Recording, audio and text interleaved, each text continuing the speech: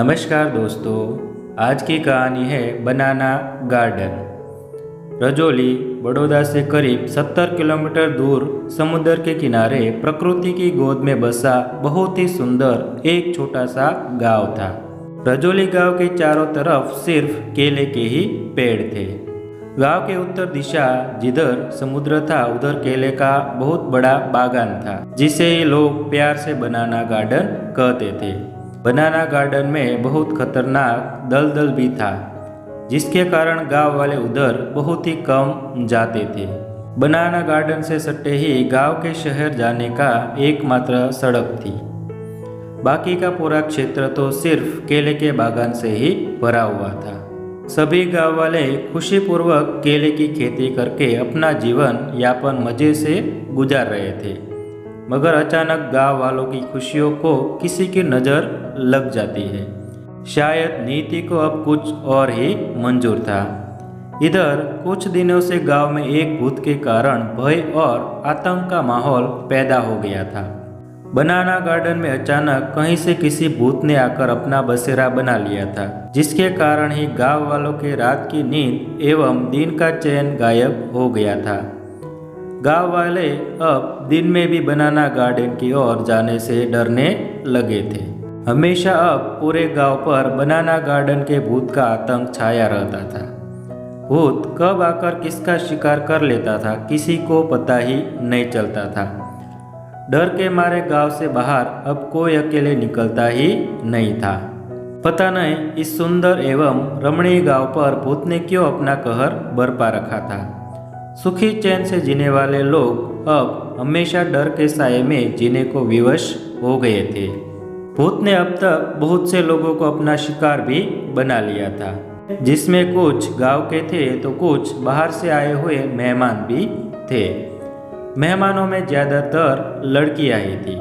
डर के मारे लोग अब गांव से पलायन भी करने लगे थे। सुबह का समय था।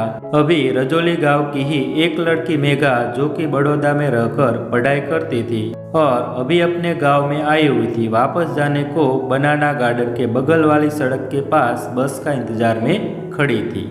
मेघा की सहेली नेहा और किरण उसे बस में चढ़ाने के लिए आई थी। दोनों अभी मेघा के साथ ही सड़क के किनारे खड़ी बातें कर रही थी। मेघा को बस में चढ़ाकर जैसे ही नेहा और किरण गांव वापस जाने लगती है कि अचानक भूत तूफान की तरह तेजी से एक तरफ से आता है और नेहा को पकड़कर उसका खून पीकर तुरंत गायब हो जाता है। देखते ही देखते नेहा का जिस्म बेजान खून से सना वहीं जमीन पर बिखर जाता है। यह सब देखकर किरण को सांप सूंघ जाता है।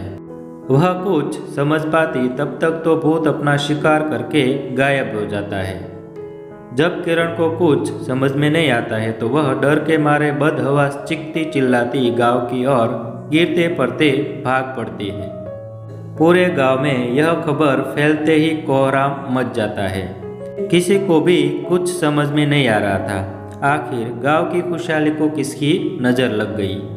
अभी गांव वाले नेहा के दर्दनाक मौत को भुला भी नहीं पाए थे कि ठीक अगले ही दिन नेहा की सहेली किरण का भी बनाना गार्डन के किनारे खून से सना मृत शरीर मिलता है। एक के बाद एक गांव की दो मासूम लड़कियों का इस तरह असमय काल के गाल में समाते देख गांव वालों की रूह कांप जाती है।